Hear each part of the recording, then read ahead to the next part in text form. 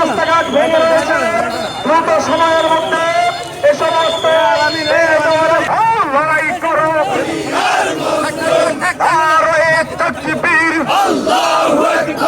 দুনিয়ার মুসলিম এক হও, লড়াই করো। শ্রমিক দিবস, শ্রমিক দিবস সফল হোক, সার্থক হোক।